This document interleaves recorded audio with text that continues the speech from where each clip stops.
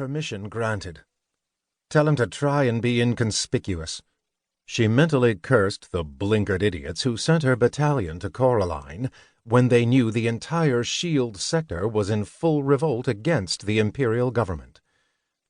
At last count, half or more of the Marine Corps and Navy had declared for the rebellion against Empress Dendera. But her Imperial Pathfinders were elite strike troops, not cannon fodder to be wasted on forlorn hopes, such as saving Countess Klim from a fate Descartes thought was thoroughly merited.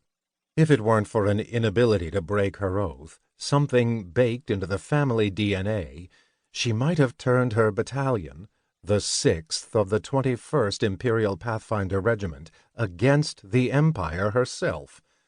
Of course, since the Marines now shared the final redoubt with the last loyal unit on Coraline, there would be no going over to the rebellion.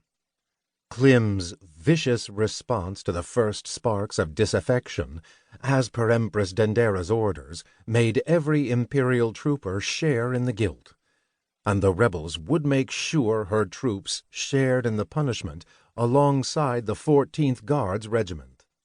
A lengthy, though muted rumble echoed through the Empire's last redoubt on Coraline, a massive fortress carved out of the Talera mountain range long ago, well before humanity left its native world.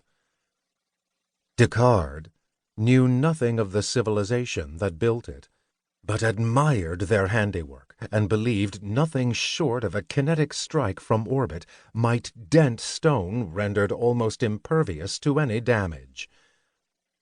The grim fortifications overlooked rolling foothills crossed by a sluggish river that drained the surrounding countryside until it met the Western Ocean near Alexandretta, the half-destroyed colonial capital 50 kilometers away. Did our rebel friends find a stash of artillery ammunition we missed, or are the factories back in operation? The last loyal Navy ships to pass through the Coraline system weeks earlier carried out a savage orbital bombardment of rebel-held areas at Governor-General the Countess Klim's orders, enough to destroy any semblance of modern technology. It was one more item on the long list of sins committed against the citizens of Coraline in the name of a distant empress willing to kill billions if it would help prop up her rule over a fractious empire.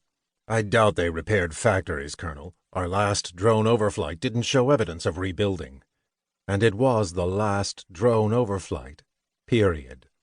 Nothing flew on Coraline or orbited the planet. Between them, the 6th of the 21st and the 14th Guards Regiment shot down everything the rebels captured or commandeered. A favor the latter returned with interest. The rebellion's shock troops on Coraline came from the 118th Imperial Marine Regiment, which had mutinied months earlier, and they proved to be tough, capable enemies.